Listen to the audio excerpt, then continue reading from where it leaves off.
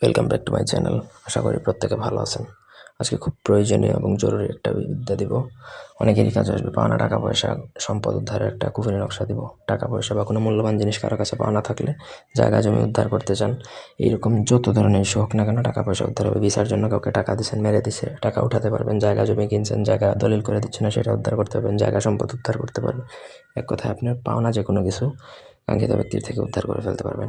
এটা কুফরি নকশা। এটা চালান করার পর তার অবস্থা বেহাল হয়ে যাবে যদি আপনার জিনিসটা উদ্ধার না করে। জানে বাঁচবে না যদি আপনার জিনিস না দেয়। প্রথম থেকে পুরো ভিডিওটা না টেনে শেষ পর্যন্ত দেখুন। আমার চ্যানেলটা সাবস্ক্রাইব করবেন, লাইক কমেন্ট শেয়ার করবেন।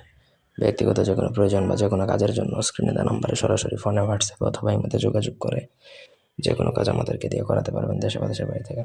তাবিজটা কালো কালি দিয়ে লিখতে হবে ওয়ার্ক অবিথ পেপারে। ওয়ার্ক অবিথ পেপারটা একটু দামি, কালো কালি তো সবাই পাবেন।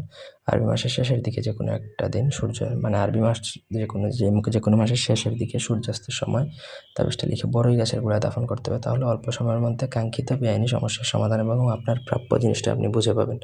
নকশার নিচে অবশ্যই নাম লিখতে হবে, যার কাছে যেই জিনিসটা পান তার নাম, বাবার নাম, মায়ের নাম, এবং যেই জিনিসটা উদ্ধার করবে সেই জিনিসটার নাম লিখবেন বিস্তারিতভাবে, যে অমুকের কাছে আমার এই জিনিসটা উদ্ধার হোক, অমুকের থেকে এই জিনিসটা আমি ফিরে পেতে চাই, এরকম লিখবেন। বাংলায় নকশা লিখবেন। এটা হিন্দি ভাষা, হিব্রু ভাষা মিলিয়ে লেখা।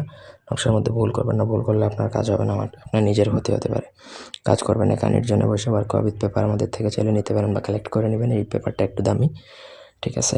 500-1000-এর মতো পড়তে পারে এই পেপারের দাম। আর কিচ্ছু লাগবে না। আপনি কালো কলম ধরে লিখে পরে গাছের গোড়ায় দাফন করে দিবেন, যে কোনো আরবি মাসের শেষের দিকে সূর্যাস্তের সময়, মানে মাগরিবের টাইমে বসে।